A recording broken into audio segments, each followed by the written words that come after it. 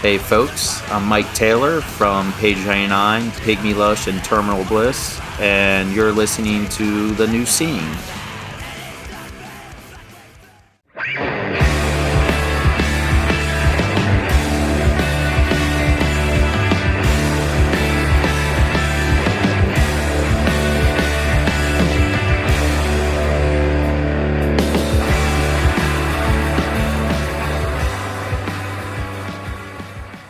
Hello, everybody, and welcome to The New Scene. I'm your host, Keith, and we're back with another brand new episode.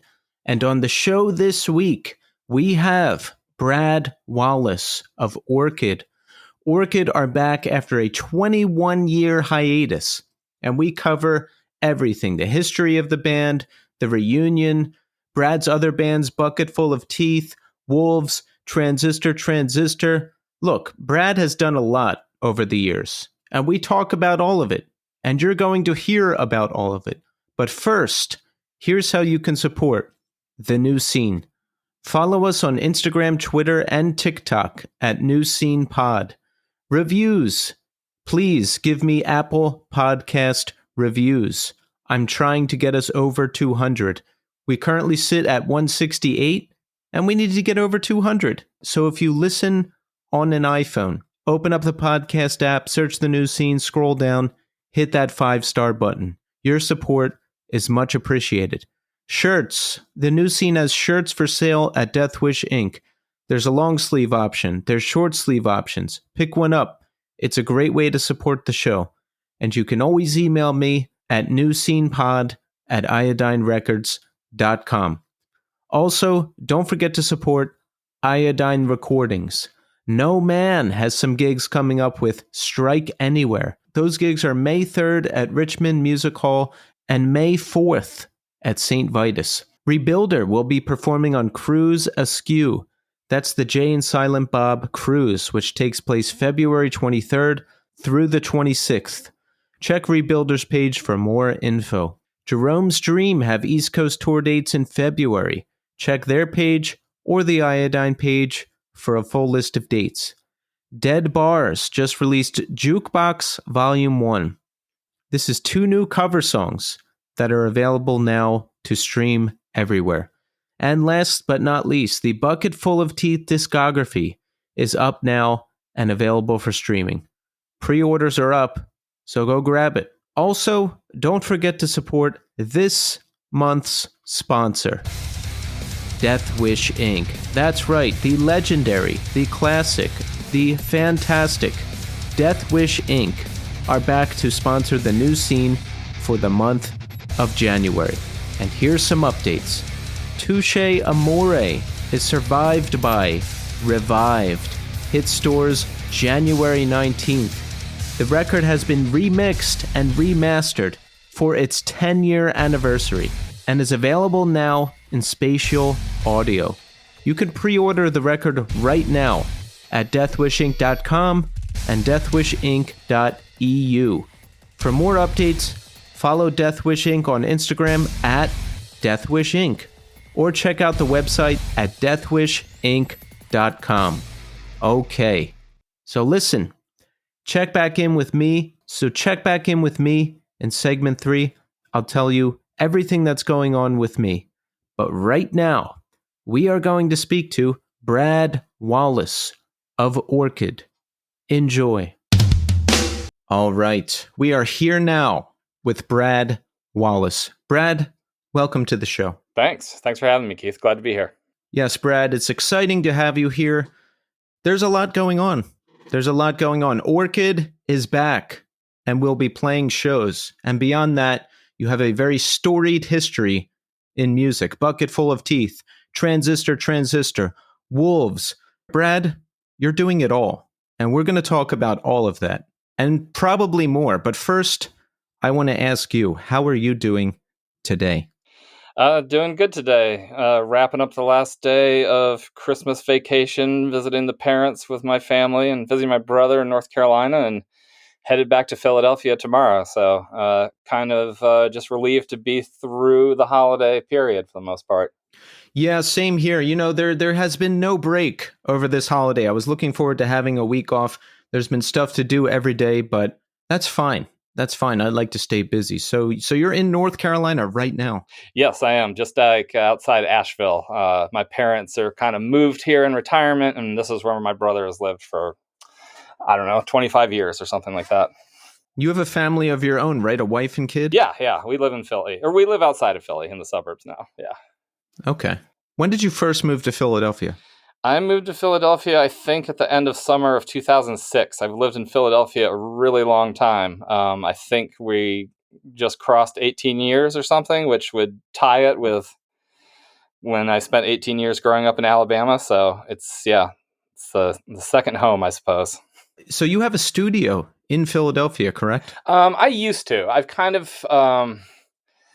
shut that down to where it'd be more of a thing where I might mix a record or work on music with people just in my basement. So my website's not really updated because it's just kind of a place for me to let stuff like land if I do have something that comes up, etc. But at some point, the lifestyle of working on nights and weekends didn't really jive for where I wanted to be anymore. Plus, having a wife and kid, it doesn't really jive with that well. I know tons of people do it, but it wouldn't work out for me anymore. So, just became a 9-to-5 person. What do you do for your job? I'm an AV tech at a university in Philadelphia, and it's at a medical school, so it involves some kind of like interesting stuff occasionally beyond just like getting like classrooms set up. But we had a whole new building that we moved into, so I had brand new equipment that everyone had to learn. So it's just like a process of helping people. The point is to, get these people in classrooms teaching and everything working correctly all the time and them to not have to think about it. So that's what it is on like a, daily basis, I suppose. And how long have you been married? Oh, since 2016. So was it difficult for you to transition into a life of being married and having a child? Because for most of your life, you're out on the road, touring in bands, doing your thing in music. No, not at all. I'm happy to do that, and very happy right now with how my life is structured.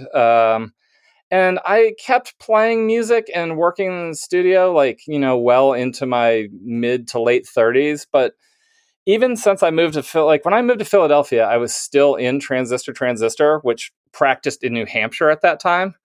And I would drive back up for practice and shows. Wow. That was towards the end. It wasn't a super long period. I was also just used to driving around all the time because I was in my 20s and in bands. So it wasn't that big of a deal. And I think people in bands realize this. If the band's been around for a while, you can get away with it more because you know the songs and, just focus on writing new songs when you do get those practice times. But that might have only been another year and a half. And then I was looking to start bands in Philly, but none of those bands ever went on tour.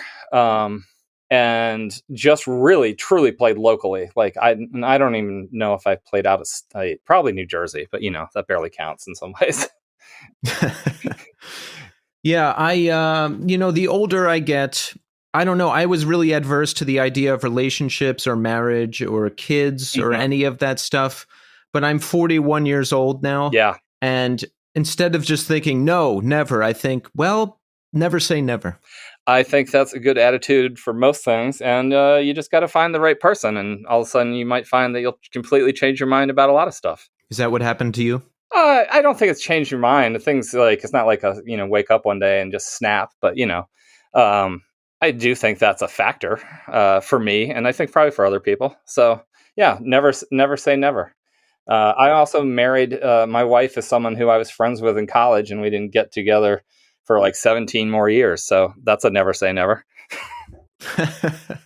So how did that happen? Did you reconnect or something? Yeah, we just reconnected at a time. And we weren't 19 anymore. We were more 35, 36. Probably got that wrong, but maybe 34, something like that. And, things are different 20 years later. A lot different. So yeah, truly never say never. I can be the poster child for that. So did you grow up in Alabama? I did. I grew up in Alabama, like all my 18 years, and then I went to college in Massachusetts, and I never really went back in a way that I like lived there, per se, as a permanent resident. How did you decide on Massachusetts for college? Oh, because I was super into punk rock and whatnot, hardcore from, age 14 or so on. And I also, was growing up in Alabama and got all these like wacky liberal revolutionary ideas from punk rock.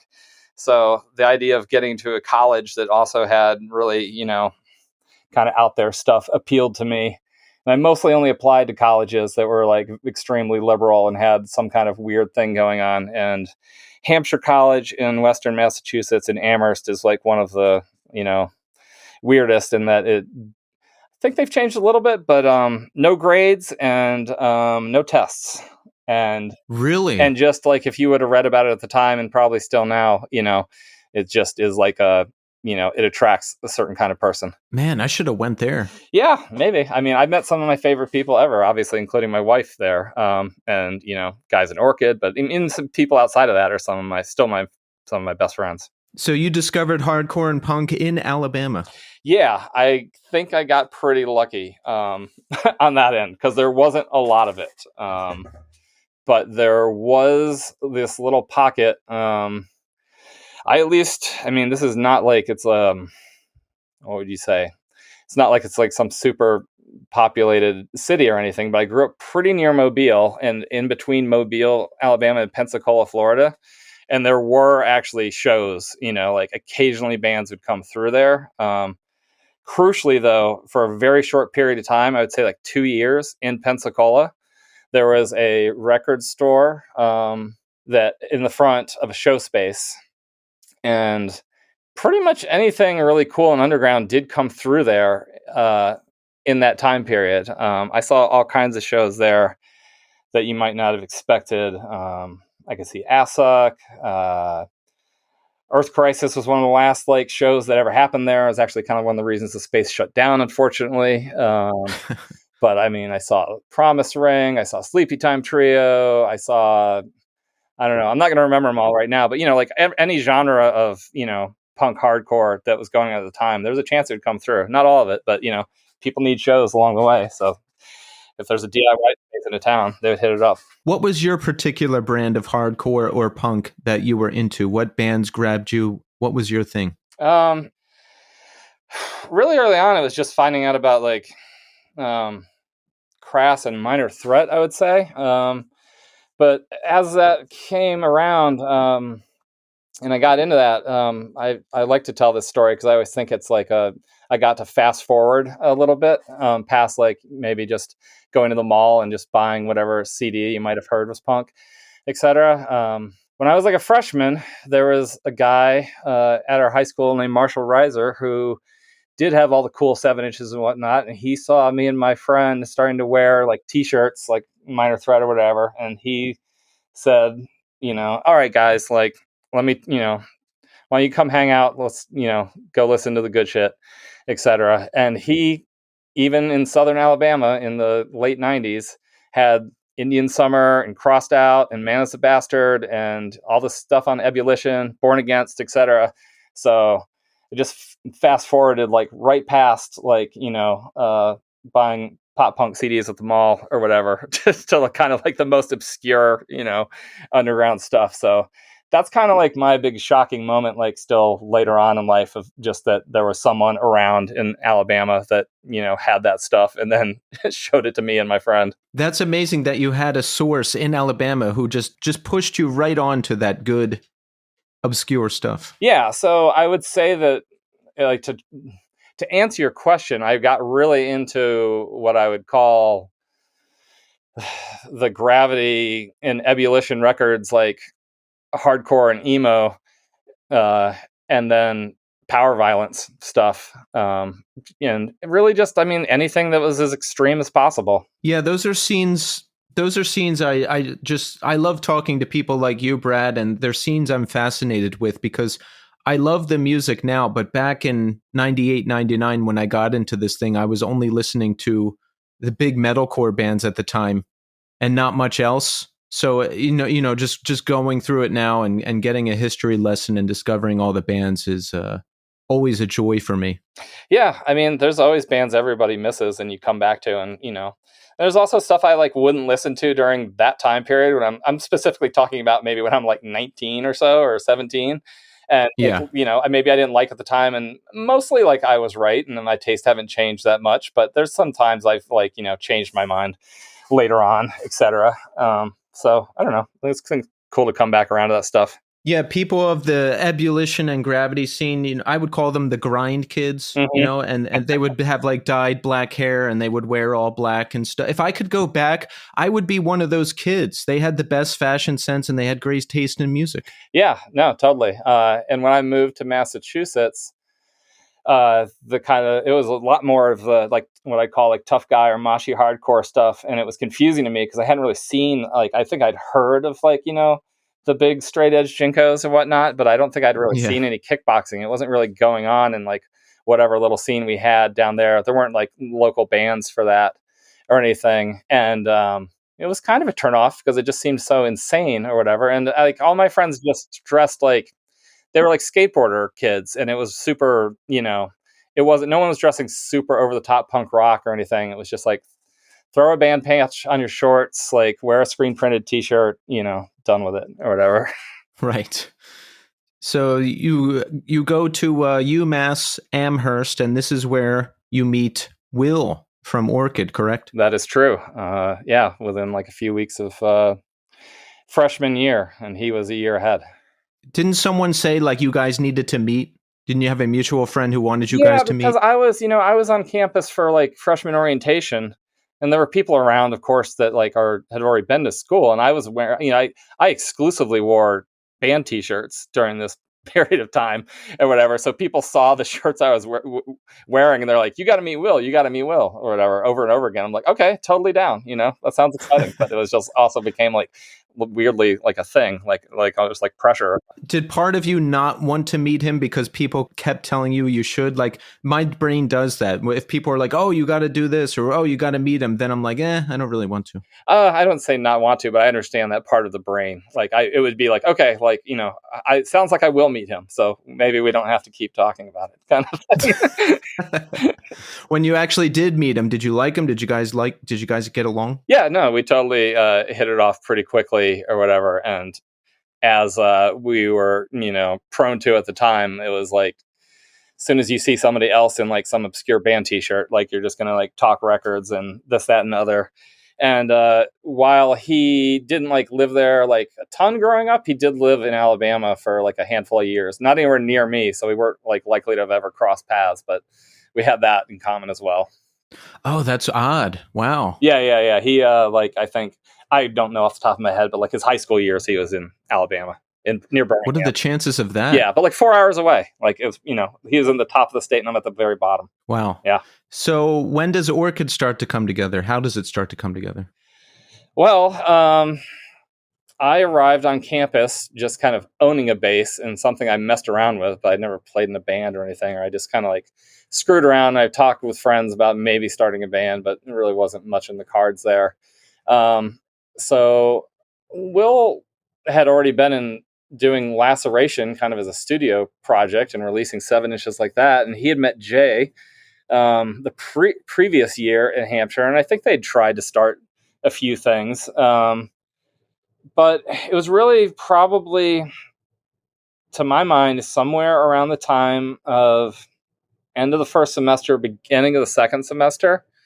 We actually practiced, and we practiced 2 times with a guy named Ben, who was a drummer of Skavuvi and the Epitones, which was a pretty big ska band. And he was totally interested in doing with it, and we worked on some songs. But then he was just like, "I'm too busy to do this." I think that's take all this with a grain of salt because it's really old memories we're talking here. Oh yeah, yeah. So if I'm wrong, forgive me, whoever knows the truth. Anyway,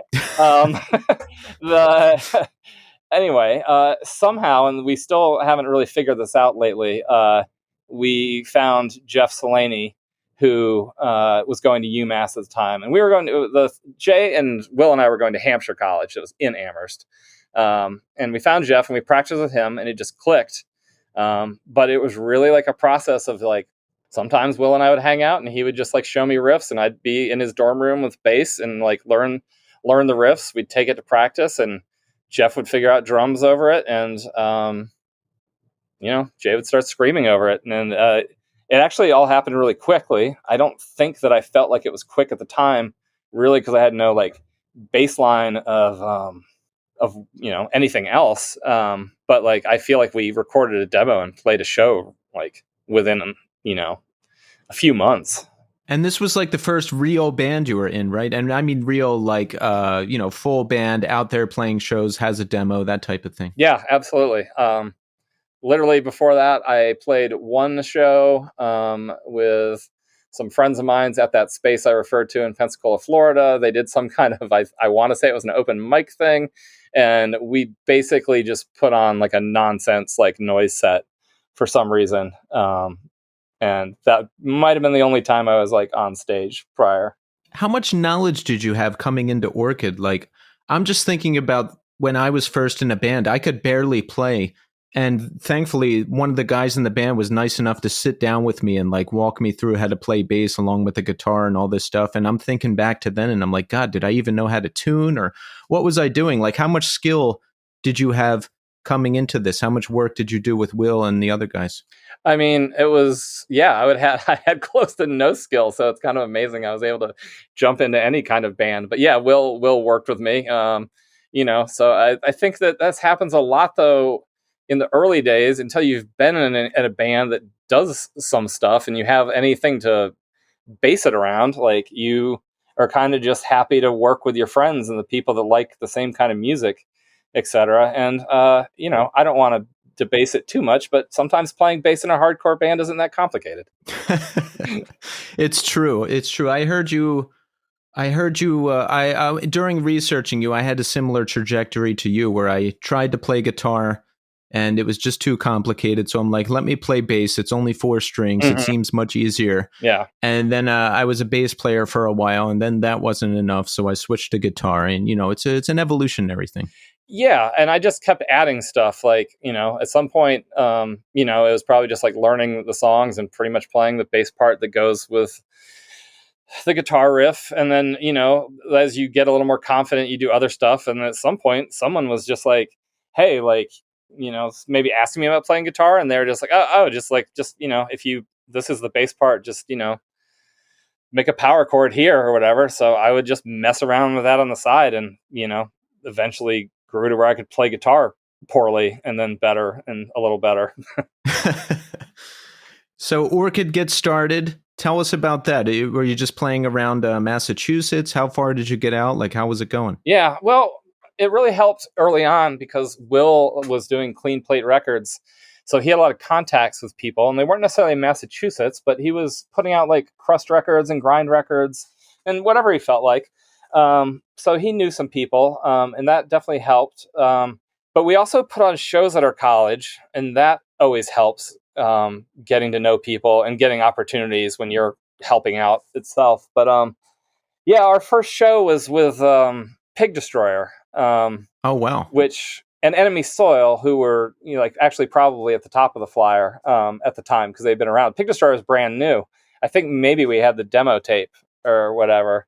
So I don't know if I think they were just doing a weekend of it with Enemy Soil, and they knew Will, and they asked about booking a show, and he booked it at our college. We had, there was a space that was just kind of like the coffee lounge. Like, it was an isolated building. It's called the Hampshire College Tavern. I assume it still is.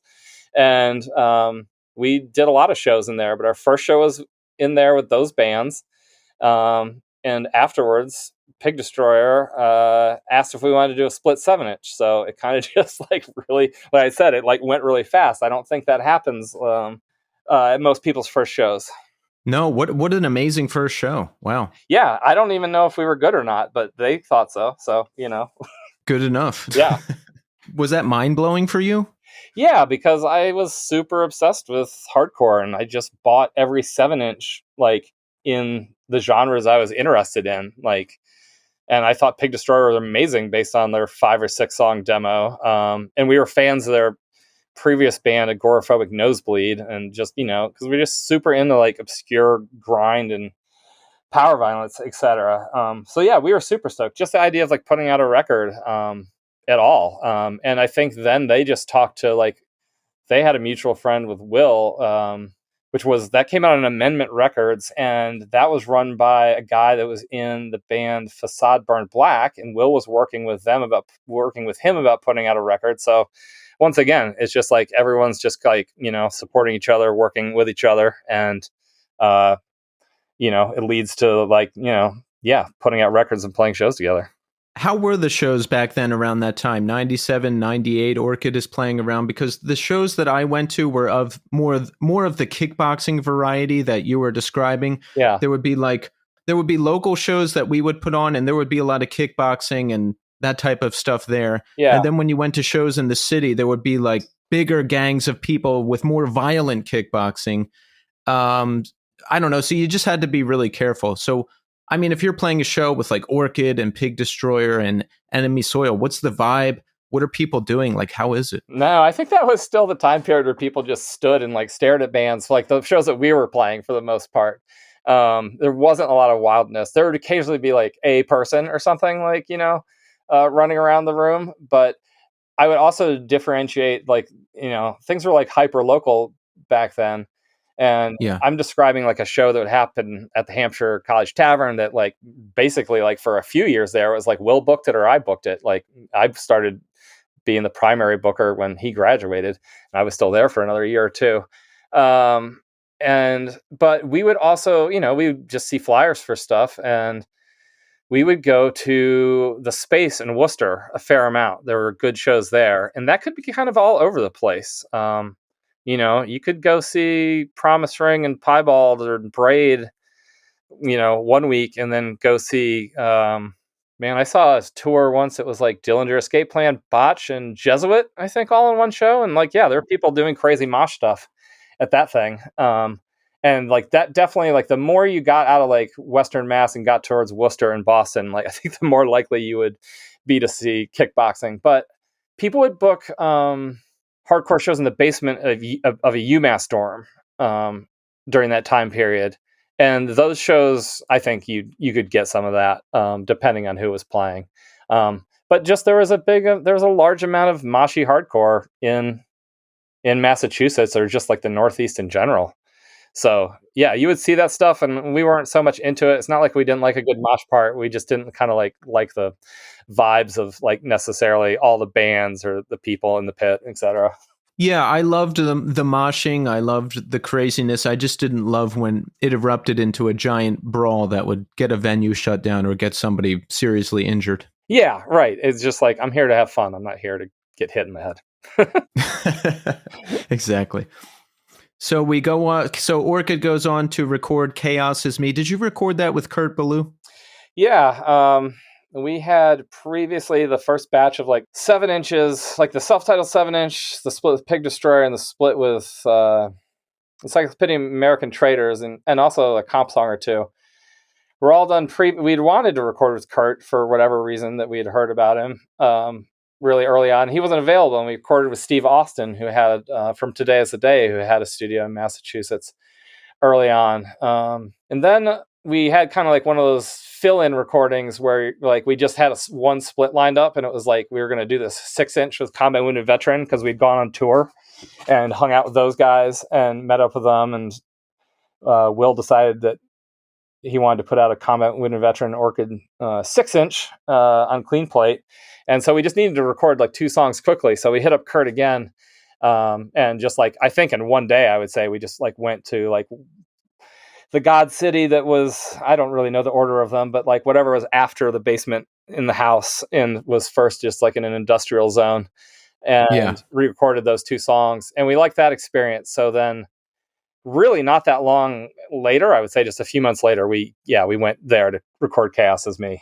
And it ended up coming out on Ebullition, right? Yeah. That's pretty amazing, considering you were a fan, right? Yeah, big time. I mean, that was just like another like step, I guess you would say, in like, the charmed story arc of joining a band, not barely knowing how to play bass, and then, ending up on one of your favorite labels like within a year or two.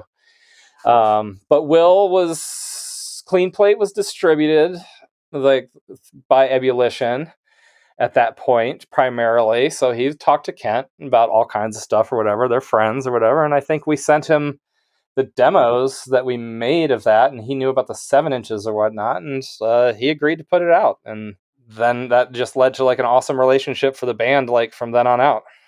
That label was pretty politically conscious, right? They spoke out on a lot of social things and different things like that.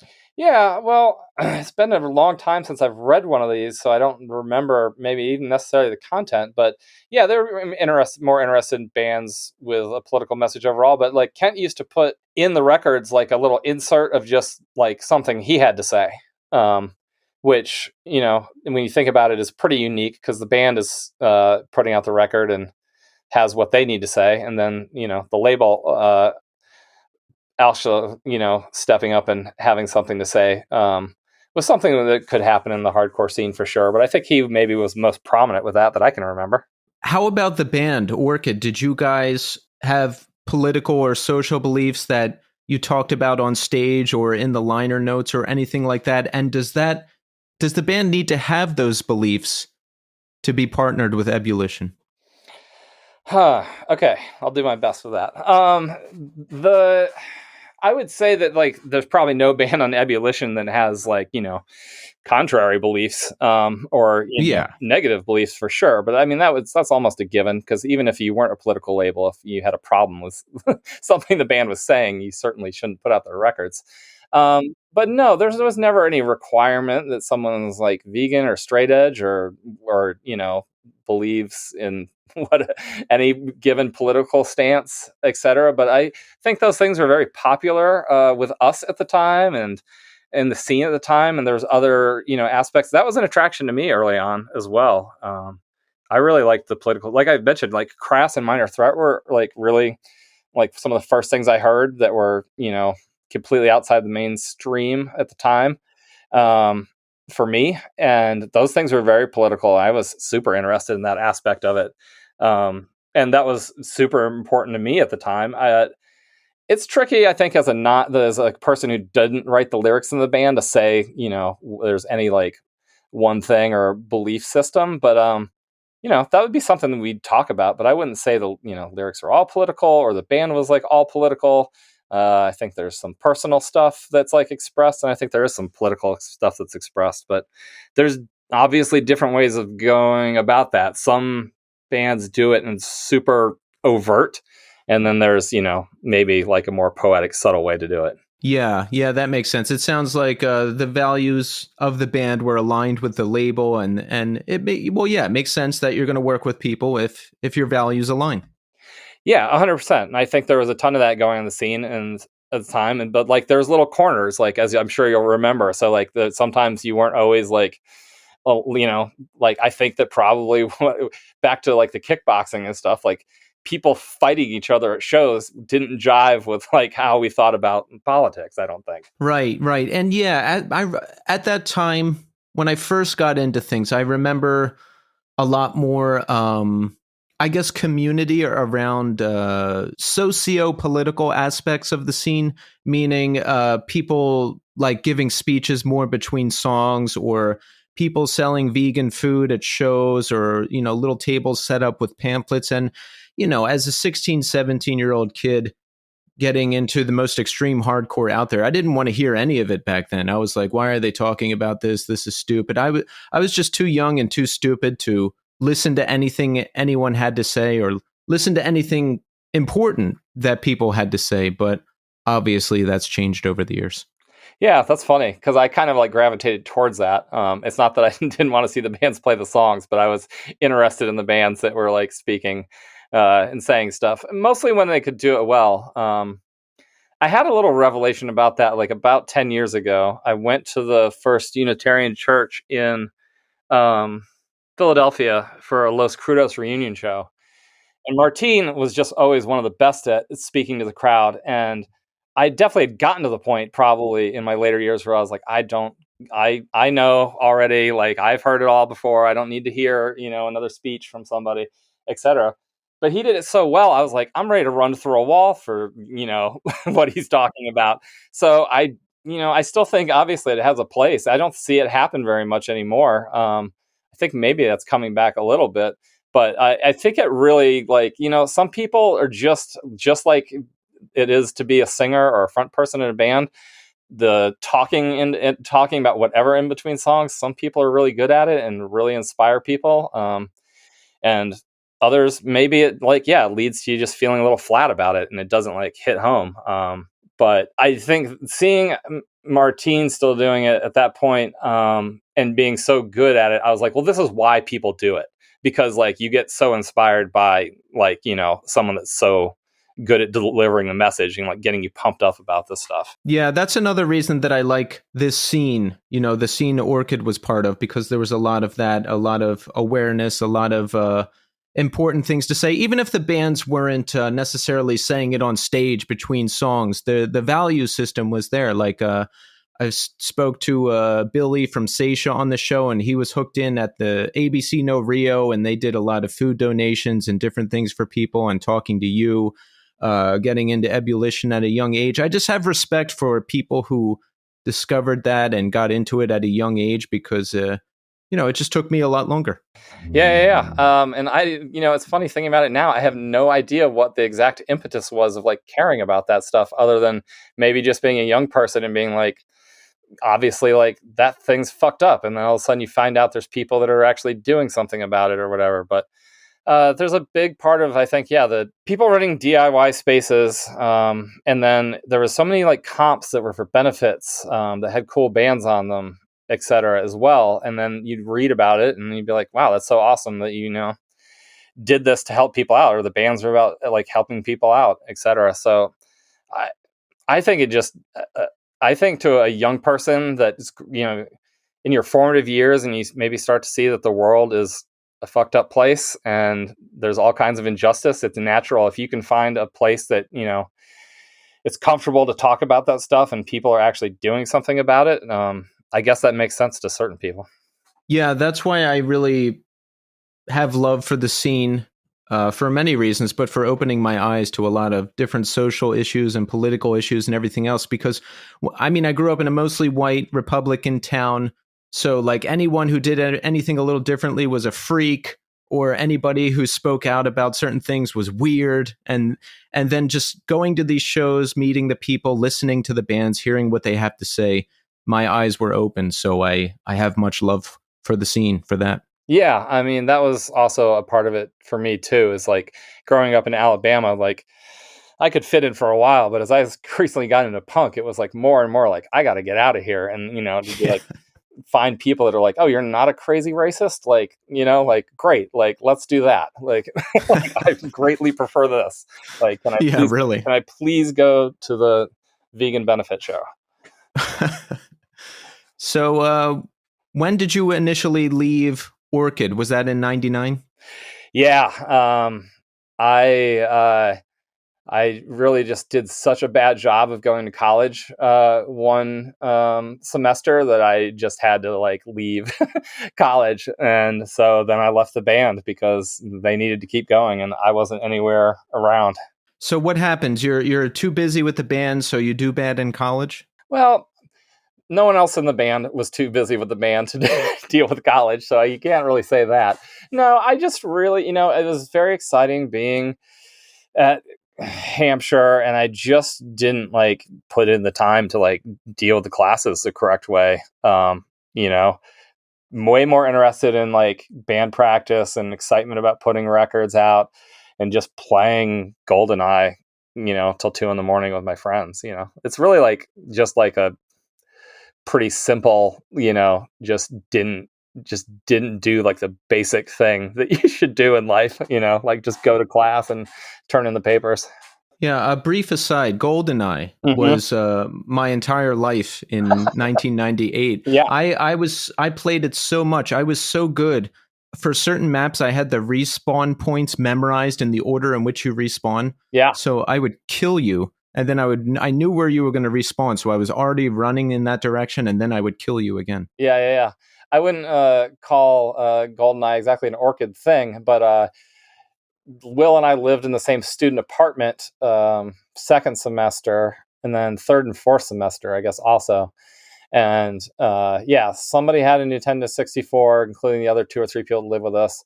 And Jay lived like one, apartment building over, if you want to call it, and would be around. But a ton of people would come to our place and play video games and just hang out. So that sounded better than reading a difficult book. Yeah, I mean, I'll still take GoldenEye over the book. Yeah.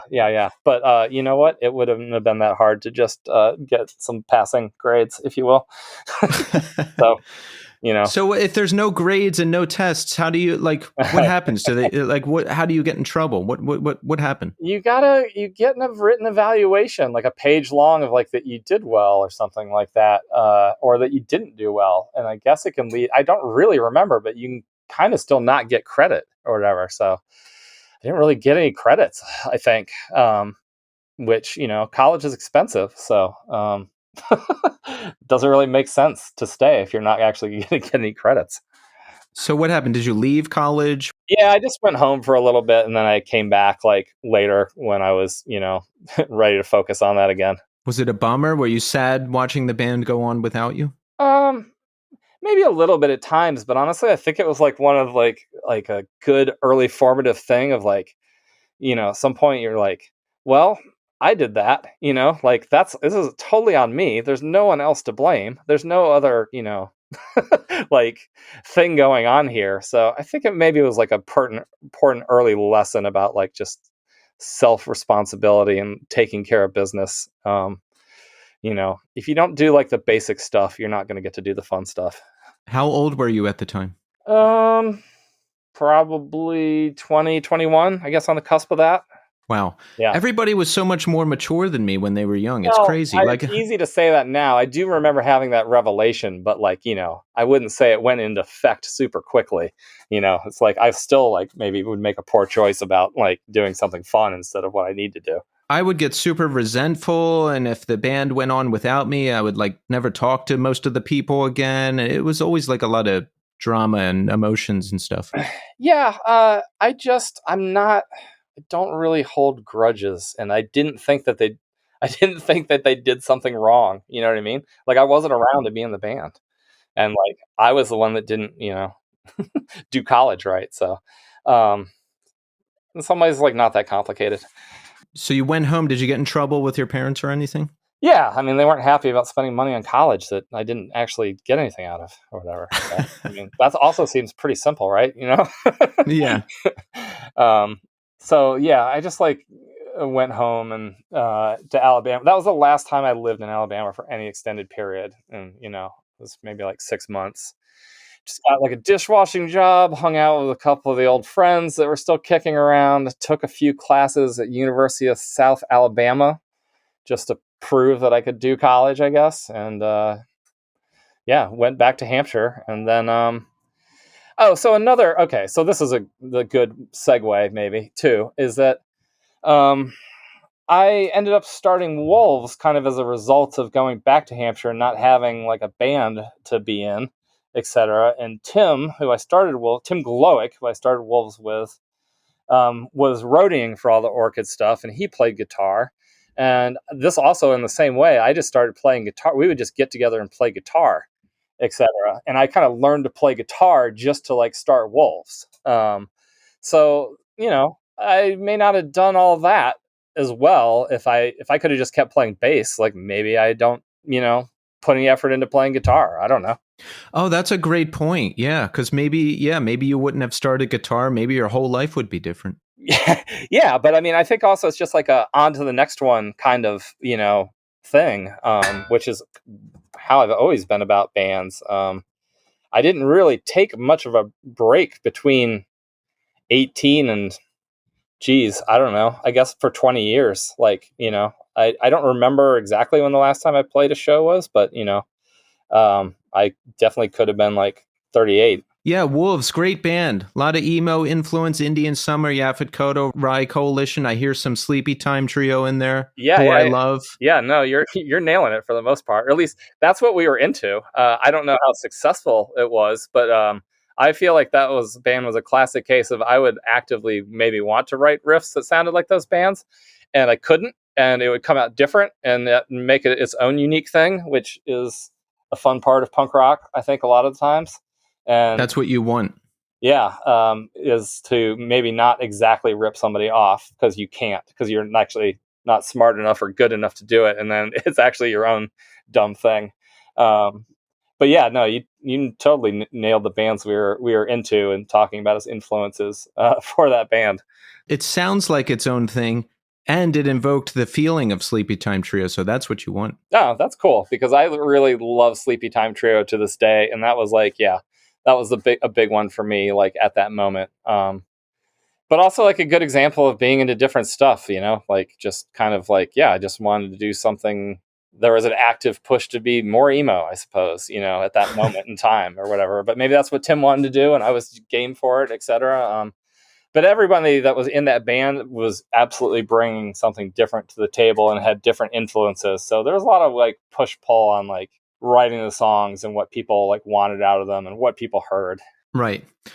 And it must have been exciting to be playing guitar in a band, right? I remember the first band I played guitar in. I was like, yes, I have graduated. I am here. I am doing it.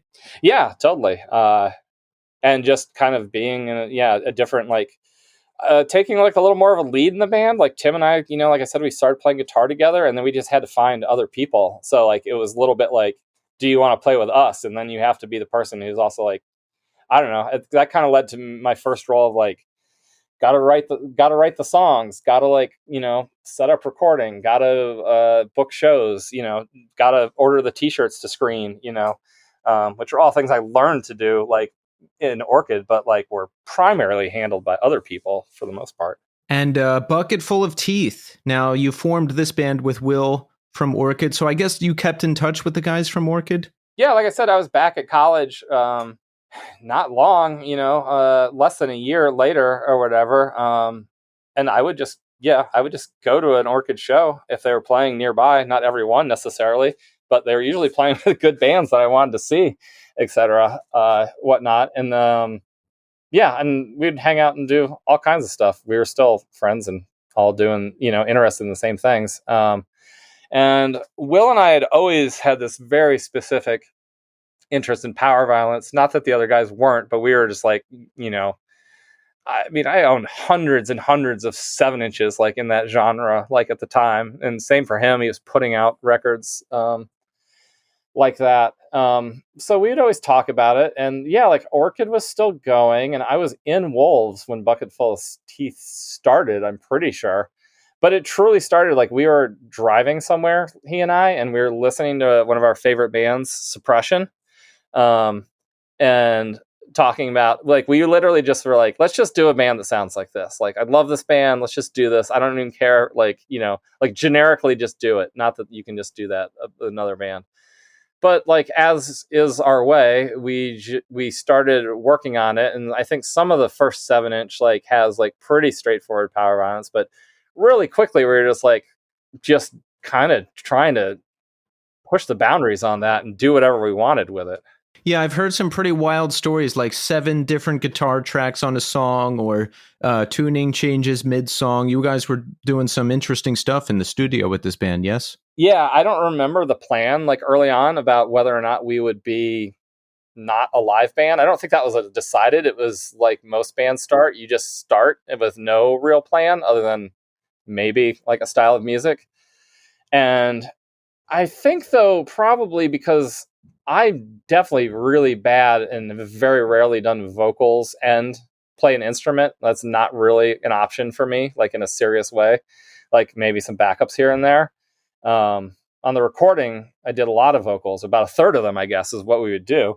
We would just split it up. Me, Will, and Matt, the drummer, we would just, after we recorded the songs, we would just do it, each of us. And so I think the idea that we were going to do it live probably got away pretty quickly. But, you know, since since the discography's been reissued, I listened to the stuff a lot more than I had in the like past years. And yeah, by this time, the first 7-inch was really a demo tape. And then the second 7-inch was kind of another demo tape that we had sent around.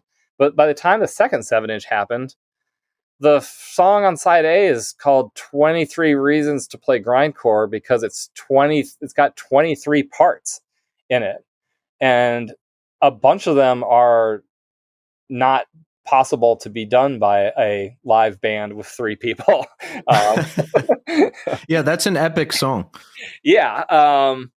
And I don't even, if my memory serves correctly, like I showed up, like Matt and Will had already been working on it, like maybe for like half a day before I showed up. I think I lived in Boston then. I think I lived in Amherst when Bucket Full of Tea started, and I think I lived in Boston when at that point. So I maybe like they just got going the day beforehand, and we were doing like a little weekend of it or whatever. I'm not sure.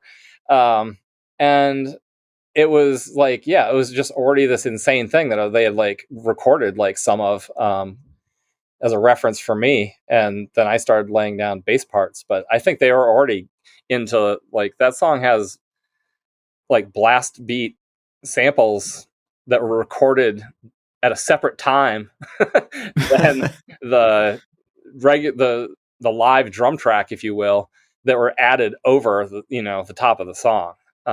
And yeah, a ton of stacked guitar tracks, and just got into like weird noises and stuff like that. So the Power Violence records and scene that we were into always had that element of like power electronics, harsh noise as well.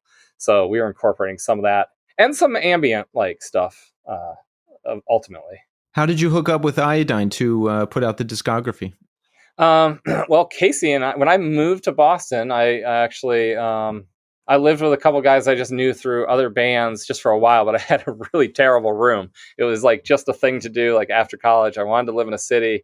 I think I had one plan go bust, and then all of a sudden 3 weeks later, like I'm just like, oh, there's a room in Boston with someone I kind of know. Okay, sure. But it was like a room without heat. You could barely get anything into.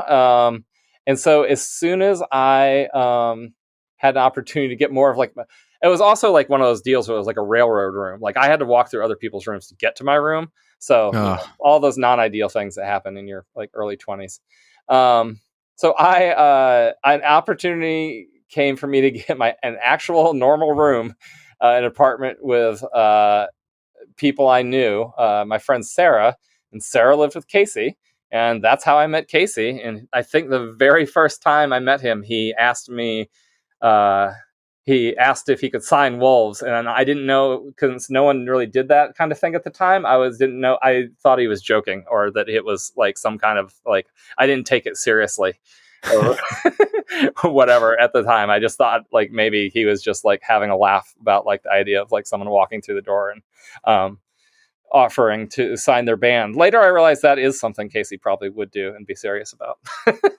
Yeah, that's when he wanted to partner for the podcast. I just brushed it off. Again, my mind, like my for some reason my automatic reaction is to say no, or I was like, no, I don't want to be controlled by somebody. But he was like, what do you think of a partnership? And I was like, I don't even know what that means. Yeah. Also at the time, like I was super dogmatic about certain things. And like signing to a label probably like formally wasn't like in my wheelhouse. And I've still never signed anything with any label, I don't think. So it's kind of funny like that. It's not totally necessary if everyone's cool. Exactly. So Bucket Full of Teeth has actually played shows, but only a handful, correct? Yeah. So I guess we decided to, even though we decided not to at some point. I also don't remember why we made that decision. And that was like a wild summer. I've been trying, between Orchid saying we're going to play shows again and this Bucket Full of Teeth thing coming out at the same time, it's like really like bringing back like, the dream of the 90s or early 2000s is alive for me every day now, and trying to remember like the timeline of things. But I'm pretty sure that the summer I graduated from Hampshire College, Wolves went on a month-long U.S. tour immediately. And it was time to get back so we could see the last Orchid shows, which was really just going to the last one in Boston. Like I didn't go to the ones in Philly and New York. And Wolves was playing the show too. We played the last Orchid show. I don't remember who else played. Maybe Sinaloa did. I don't know. Memory is tough these days. But we played the show. So we wanted to be back for that. But Bucket Full of Teeth went on our 6-day tour later that summer. So like, I mean, that might have been like, that was kind of the pinnacle of like being active. And like, that was the most prolific songwriting period I was involved in, because like Wolves would write records and Bucket Full of Teeth would write records in the same time period. And look, it comes back around to what we asked me my things. Like I got to play emo guitar and I got to play power violence bass. So I was, living the dream. Best of both worlds. Yeah. What was the live configuration like for Bucket Full of Teeth? How many people? Yeah, that was the key thing, because like I said, we didn't really like have it in us to do the vocals live, or either like able or not willing to, or whatever it was, and also just needing to focus on playing. Our friend AJ from the band Anton Boardman was always telling us how much he was into Bucket Full of Teeth, and somewhere we got the idea, like, what if AJ was just like the standalone singer and he can just do the vocals, and we'll just do it that way. And he was down for it, and someone else must have booked the shows. It must have been Will. And that got all planned. And then we had to learn a set. And that was definitely, I'm sure there were certain songs that were off the table immediately because they just weren't possible, even with getting the standalone singer. We also probably, if I had to guess, were playing 15 minutes, 20 minutes max. And we just, I don't remember anything extra that we brought other than a small keyboard for really to use on one song that I remember. But we brought our own PA, I think, to run that keyboard with, and maybe we did the vocals too, or something of that nature. So, we just did maybe like a stripped down version of it. Maybe it didn't have every single like sound in it, but there's also a bunch of songs that are just grind parts and stoner rock parts and power violence parts with nothing, too crazy added. Have you thought about performing again now that we have the discography out there? No, because as I just described, it barely happened in the first place. And, when we had to learn, as we've been trying to relearn old Orchid songs, some of the Orchid songs have what you getting close to like a grind part, and it is hard to figure those things out later. Bucket Full of Teeth would be way harder because there's even less muscle memory there, because we weren't a live band. So you play the songs way less. Bucket Full of Teeth would, for the most part, write the songs and record them, and then that would be it. So I probably screwed around with the riffs I liked just, when I was messing around on bass, like in that time period, but after that, like, yeah, no. Well, think about it. You could have a drummer, you could have a second guy with just a snare and a hi-hat. You could have like 6 guitar players on stage. It could be crazy. That would be the funnest way to do it, would be to just have an absurd amount of people involved. I think that like sampler technology and like maybe using a laptop, et cetera, to run certain tracks has improved to a point that we did not have that option at the time. Right. At all. So we'll think about it, but don't bet on it. Well, everybody knows now Orchid will be reuniting, and that's very exciting. And you know what? Before I talk about how that happened, how was it watching Orchid go on and watching their rise and still going to the shows and apparently playing shows with them and your other band too? Like, how was it to watch all that continue while you were outside of the band? It was cool because I liked the music they kept making, because I liked the direction we were going. I remember at some point, I think because they were on tour, maybe when I returned to college, they had recorded the Dance Night Revolution Tomorrow 10-inch, and I think Will left a tape in my mailbox, and I popped it into my car when I got back to college, and I heard the first song of the 10-inch, Destination Blood, and I was just blown away. Thought it was awesome. thought it was totally, totally sick. So I guess I would say that I have the unique, the unique situation of having been in the band, but also a fan. That's amazing. Yeah. And again, I love the maturity, no hard feelings. Everybody's friends. You go to the shows, everything's good. Yeah, I mean, look, if you asked me at the time if I wished I was in the band still, like probably, but like looking back on it, like whatever, like, everything worked out. Right. When do discussions about the reunion start? How do you hear about this? How do you get involved? Oh, someone asked a blog, I guess that's what I'll call it, a website, asked us to do an interview. They wanted to interview the four of us that played on Chaos as me. And Will and Jay and I did it. It was like over Zoom. And we had not like hung out or talked in a long time. Everyone's always been friends, and like various people have hung out at different moments, probably depending on where they live. And people played in other bands together. I mean, three of the final Orchid member lineups played in Panthers together. Will and I did Bucket Teeth together. Later, Jeff, Garlock, Will, and Jay did a band called Ritual Mess. And I think there's probably been like little, like tiny things here and there. People have always been in touch. Once a year, we'd email with each other and try and figure out how to maybe make a new T-shirt design and then not do it. Which is kind of an amazing that we've gotten to the point of actually working on this reunion, because that was the case in the past, is that we couldn't even like figure out how to make another T-shirt design because people are busy doing other stuff, and we would just be get stuck in the mud on like an opinion or whatever else. I think I've gotten off track from your question. Oh, right. So we were on a Zoom call together. And we also just jumped into it like an interview. It was like a print interview ultimately. But Jay said afterwards, he said, "Hey, it was really fun to see you guys. Like, what if we all jumped on a Zoom just to hang out? Because like that hasn't happened forever, and a bunch of us don't like live close by. So that honestly just happened on some like weekday night, I think, a year ago. I actually don't really know now.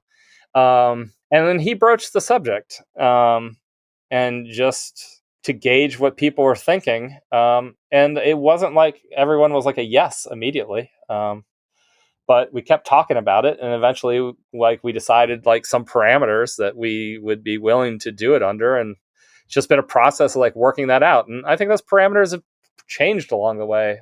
What was some trepidation during the initial discussions? I would say that like certain, like, I don't think anyone had like a definitive, like, I definitely want to do it. And like, I do not want to do it under any circumstances, but maybe it was like a spectrum for each individual and then amongst each other as well.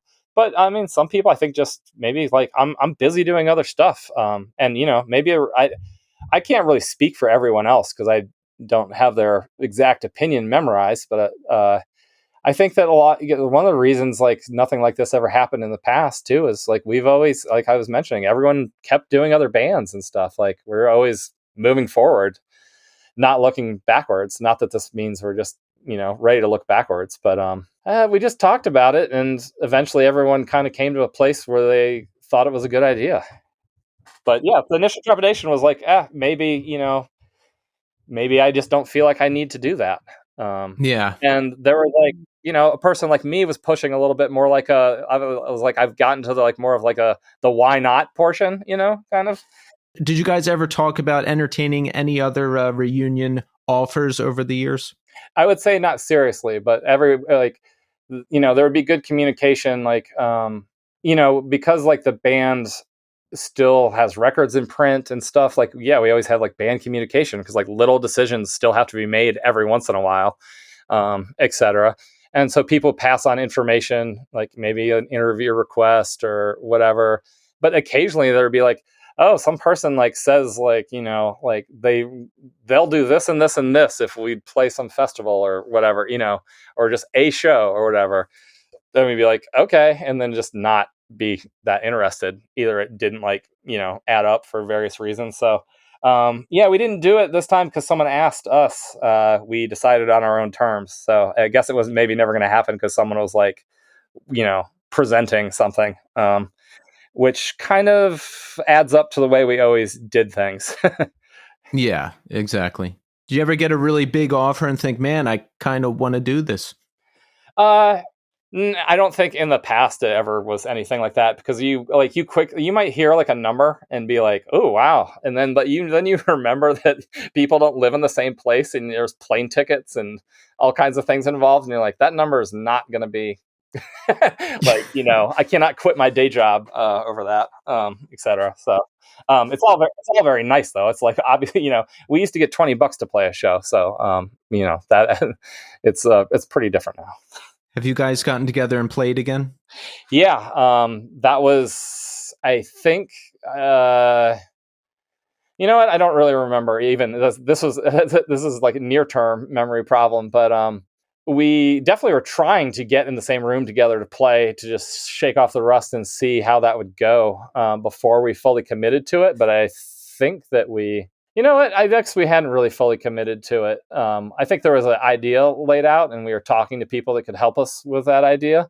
And I think we had played together. But yeah, Jeff Slaney, the drummer, and Will and I got together one weekend and played for like a day and a half. And then next time we did that, Jay came and gave Screaming, a shot again, and he sounded great. And it's been pretty cool. But it's also like real work to learn the songs.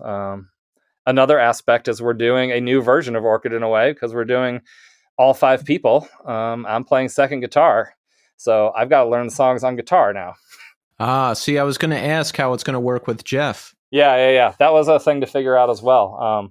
And there was no real obvious answer in the beginning, and then we pretty easily settled on this aspect, and is challenging new thing for me, but also fun to play these songs on guitar and play songs I never played or didn't know how to play. How do you figure out the songs on guitar? Do you work with Will? Do you just listen to it? What do you do? Will, not just, he doesn't just show me. He did show me. He has to show me some stuff, because it's just a little like, I don't even know how you would write it down. But yeah, there's I have we have a shared folder in the cloud there that is just handwritten notation from Will about the guitar parts, and I think very little of it would make sense to anyone else, because you have to have like, at least I had my foot in the door on like how guitar should be played in this band. But it's pretty unique, and there's parts that are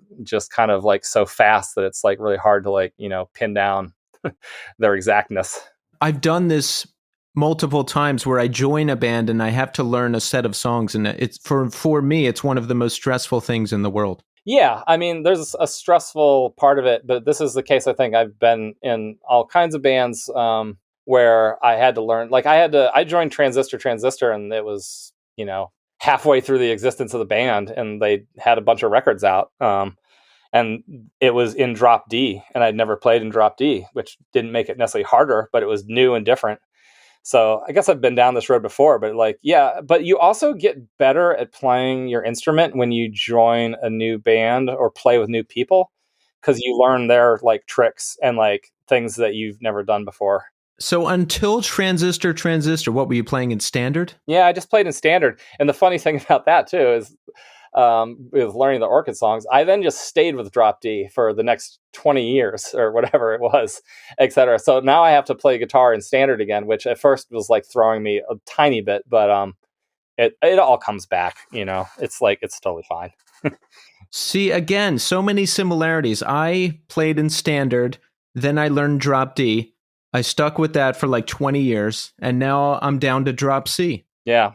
Oh, and like secret for all the Orchid people, anyone trying to play an Orchid song, it's not standard really, because it's like a half step down, but still like a standard tuning, but a half step down from E.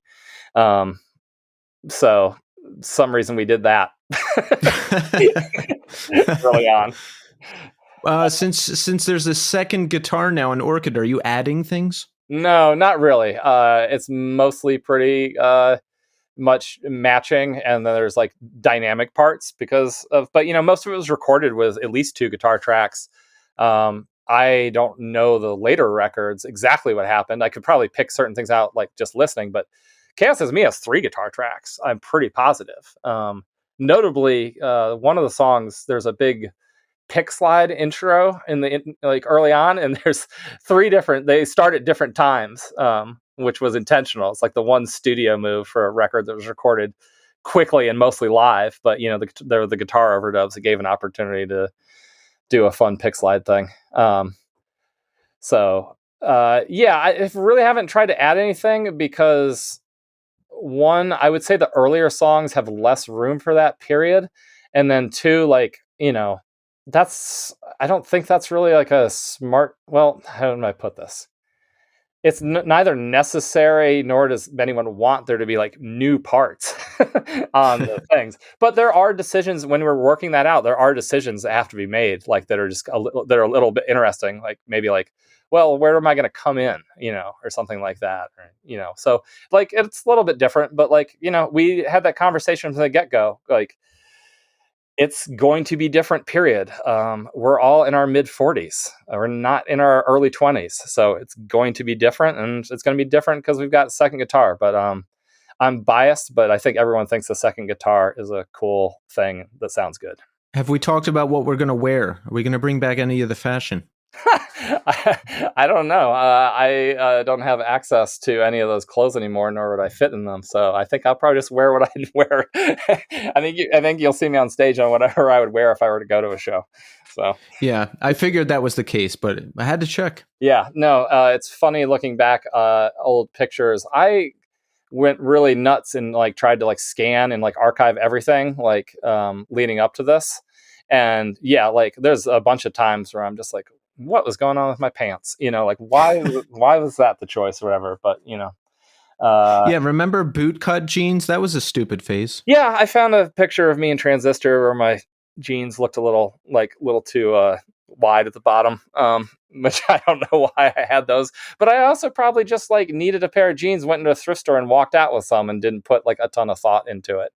But I didn't have great fashion sense. Maybe I still don't, but See, around 2012, I switched to wearing mostly all black. Back in the scene days, I was still wearing blue jeans and gray T-shirts and all that stuff. But I'm happy to be settled on all black now. Yeah, I'm probably lean mostly that way too. I think that I actually would go a little bit against the grain back in the day, and try not to wear all black or something of that nature. I couldn't possibly tell you why, but even like I kept a ton of stuff, and I opened up this bin of old T-shirts so I could like take pictures of them. And like the first Orchid tour that we did was like 19 days, and we just kind of had like the 7 inches out, the early stuff, a little bit, like we had like tour covers and stuff, but like none of the shirts were black. Like they were like weird colors, they were like gray and like olive green and blue and like just, so like nothing, anyone really wanted to wear probably. So, I mean, it must have been trippy to be together again playing after all that time, especially now that you're on guitar. Yes. Yeah, totally. I would say though that I was so focused on just trying to like figure the songs out and play them well that I wasn't like living in the moment during those like first couple of practices we have. But it's been awesome to spend so much time interacting with the other guys. And I hadn't seen Jeff Salaney. Like I don't actually totally know, but like since the mid 2000s, my best guess is that I went to a Panthers show and I saw him there, and I just didn't see him for whatever reason in all this time or whatever. And I hadn't seen the other people like a ton. I saw Will maybe a little more often for various reasons. He was in Philly a couple times, stayed with me, etc. He came down and used my studio to record something once and was around for a few days. But yeah, it hasn't been a ton. But like I said, we would email occasionally. Maybe something particularly comes up with one member and you send them a text or whatever here and there. But now we're talking every day, for months. So that's been really awesome. And it was really awesome to see people in person, and it's super fun to hang out. And it was like nothing ever like stopped. Didn't see Jeff for 15 years. And like, I just hung out with him like we never, had not hung out. I imagine a lot of good memories and good times come back from the old days now that you guys are back together again. Yeah, there's, we're always into making lots of stupid jokes, especially like in the van when it's just us, etc. So that happens on the group chat, and it's a ton of fun. And also, people come up with memories that you didn't think about or you didn't remember in a super long time. And then also we argue about memories, and people think that something happened and something didn't, or when it happened, and all kinds of stuff. And then other people are bringing stuff up to us, and we're just like, that didn't happen, like people, that now that like we announced this thing on Instagram, everyone's coming out of the woodwork. And yeah, some of that stuff's pretty funny. Pretty huge response to the announcement, huh? That must feel good.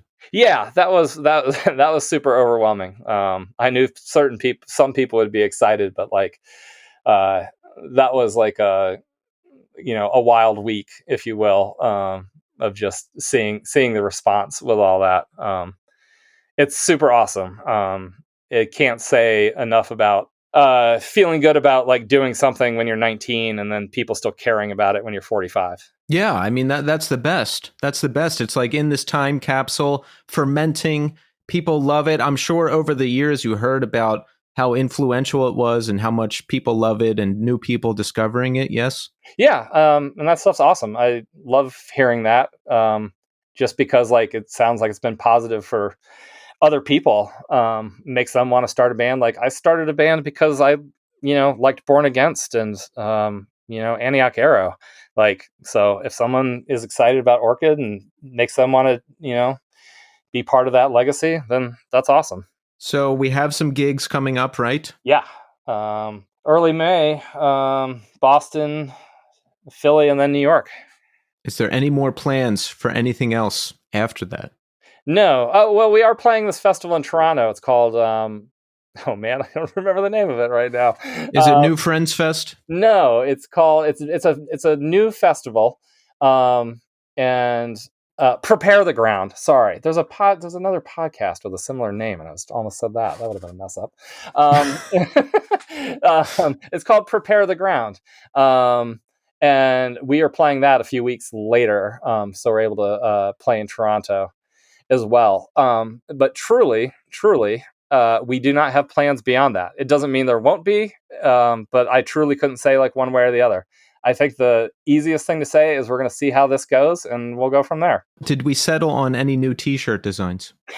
Yes, we actually did. That's an amazing thing that's happened too, is when you make a choice to do something, you have to actually do it. And there'll be some new T-shirt designs. I'm sure that's no surprise. But yeah, 3 of them are already done. Whereas like for 15 years, like we couldn't, come up with one. So yeah, we've gotten more done in the last like 3 months than we got done in 15 years. Well, it's not time until it's time, right? Yeah, it's just, it is just the right time. It definitely feels good. All right. So here's what we want to do, everybody. We've got the Bucket Full of Teeth discography. You can hear it streaming right now. I recommend you do that. When's the vinyl come out? I'm pretty sure it's coming out in February. They just did the pre-order, and that people really responded to that well too. Really, sold well. I'll just take a minute to thank Casey and everyone that works at or with Iodine for working on that project. Funnily enough, that kind of ended up being announced a week or two after the Orchid stuff, but they were on completely different timelines. Casey talked to me about doing the Bucket Full of Teeth discography, I think 3 or more years ago. Oh wow! So it's been it's been in the pipeline for a long time. Took us a while to get the artwork done, find someone to do the artwork, and just work through that process. Then we decided we wanted to remaster it to just have it sound a little sweeter for the new press and on streaming, because it was really on Bandcamp beforehand. So yeah, it's been a long process, but also totally stoked on the response for that. Really appreciative that it's being put back out in the world for people to hear again, and hoping that some new people will find it. We've got the Orchid gigs coming up. I don't know which ones are sold out and which ones aren't, but if if you can get in, you have to go. I mean, we want people to go, right, Brad? Yeah, we tried to set it up so people could go. We didn't want it to be a situation where it just was like sells out in 1 second and no one, and like a bunch of people can't go. So we've tried to make it, a bunch of decisions have to be made to figure all this stuff out, and they involve compromises sometimes. But one thing we wanted to do is not have it that, we wanted as many people to go as can go, that want to go. And I do think there's still tickets available at Warsaw in Brooklyn for the Thursday night. And I want to say the church in Philly. But I also know that I haven't been updated on any of that stuff over the holidays here. So maybe. But yeah, go look, get the tickets. Because like I said, no plans after this. We'll see how it goes. Amazing. Well, I'm looking forward to Orchid being back. I'm looking forward to more. And Brad, I just want to say I appreciate everything you do. And thank you so much for taking the time to come on the show. Yeah, thanks for having me, Keith. I'm a fan of the podcast, so it's been great to talk to you.